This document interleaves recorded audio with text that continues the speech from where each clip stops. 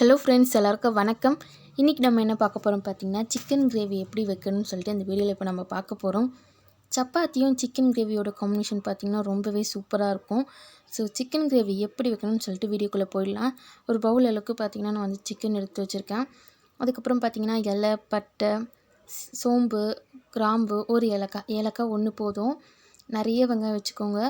தக்காளி பார்த்திங்கன்னா ஒரு குட்டி தக்காளி இருந்தால் போதும். தக்காளி வந்து அதிகமாக போடக்கூடாது. இஞ்சி பூண்டு பேஸ்ட்டு, மல்லி இலை, கருவேப்பிலைங்க. இதுக்கப்புறம் பார்த்திங்கன்னா நான் வந்து கடாயில் 2.5 ஸ்பூன் அளவுக்கு பார்த்திங்கன்னா எண்ணெய் ஊற்றி கடுகு போட்டிருக்கேன்.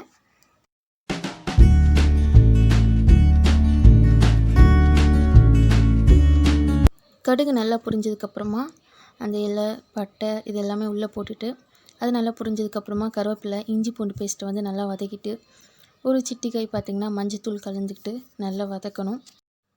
இதுக்கப்புறம் பார்த்திங்கன்னா வெங்காயம் நம்ம போட்டு வெங்காயமும் பார்த்திங்கன்னா நல்லா வதங்கணும். நல்லா வதங்கினா தான் அந்த கிரேவி ரொம்பவே சூப்பராக இருக்கும். இதுக்கப்புறம் பார்த்திங்கன்னா இந்த வெங்காயத்தை கூட கொஞ்சமாக உப்பு சேர்த்து வதக்கிக்கோங்க. அப்போ தான் வெங்காயம் சீக்கிரமாக வதங்கிடும்.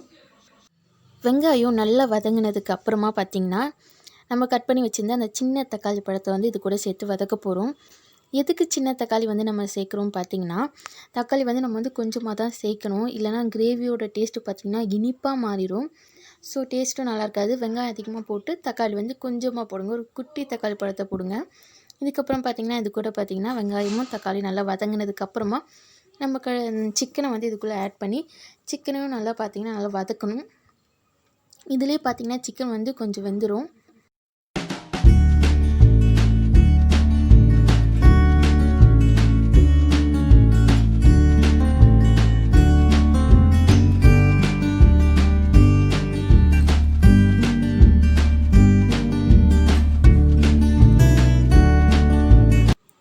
சிக்கன் நல்லா வதங்கினதுக்கு அப்புறமா இதில் நம்ம குழம்பு மிளகாய்த்தூள் 2 ஸ்பூன் ஆட் பண்ணுறேன்.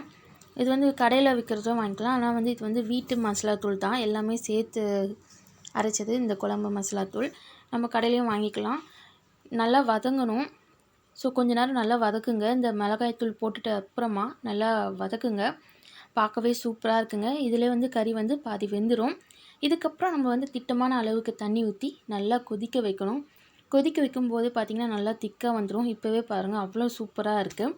நல்லா திக்காக வந்துடும். அதுக்கப்புறம் நம்ம மல்லித்தழை போட்டு இறக்கி வச்சிடலாம். ஸோ ரொம்பவே சிம்பிளான ஒரு டிஷ் தான்.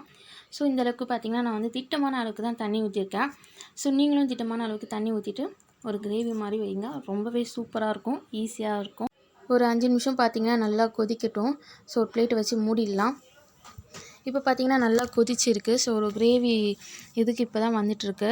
ஸோ இப்போது இந்த டைமில் பார்த்திங்கன்னா நம்ம மிளகுத்தூள் ஒரு 1/2 டீஸ்பூன் மிளகுத்தூள் ஆட் பண்ணுங்கள். ரொம்பவே நல்லது.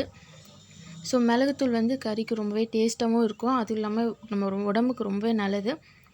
ஸோ இந்த கிரேவி பார்த்திங்கன்னா மிளகுத்தூள் போட்டோன்னே இன்னும் ஒரு திக்கான ஒரு இதுக்கு மாறும்.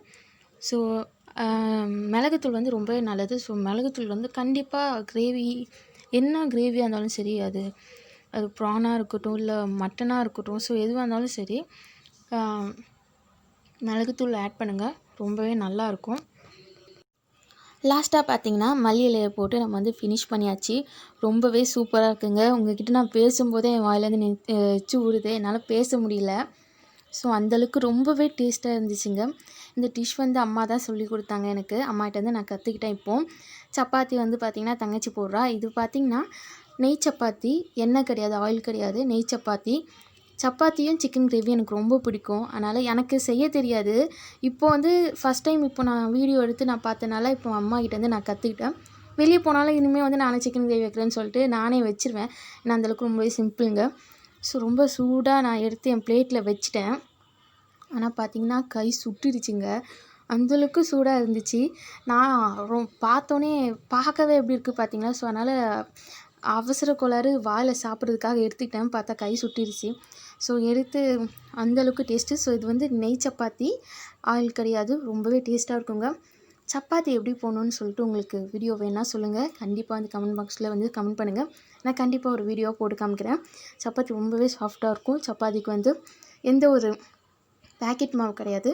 அது மாதிரி சப்பாத்தி எப்படி மாவு அரைக்கிறது இதெல்லாம் நான் சொல்லித்தரேன். ரொம்பவே சிம்பிளுங்க. ஸோ இந்த வீடியோ வந்து எனக்கு எடுக்க ஹெல்ப் பண்ண எங்கள் அம்மாவுக்கு ரொம்ப ரொம்ப தேங்க்ஸ்.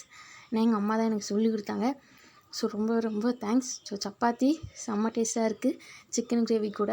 ஸோ நீங்களும் இதை வந்து ட்ரை பண்ணி பாருங்கள். கண்டிப்பாக இந்த வீடியோ உங்களுக்கு பிடிக்கும்னு நினைக்கிறேன். இந்த வீடியோ உங்களுக்கு பிடிச்சிருந்தனா லைக் பண்ணுங்கள், ஷேர் பண்ணுங்கள், கமெண்ட் பண்ணுங்கள். மறக்காமல் எங்கள் சேனலை சப்ஸ்கிரைப் பண்ணிடுங்க. கூடவே அந்த பெல் ஐக்கானை ப்ரெஸ் பண்ணி ஆல் அப்படின்ற ஆப்ஷனை கொடுத்திங்கன்னா நாங்கள் எப்போ வீடியோ போட்டாலும் உங்களுக்கு நோட்டிஃபிகேஷனாக வந்து சேரும். தேங்க்யூ ஃபார் வாட்சிங்.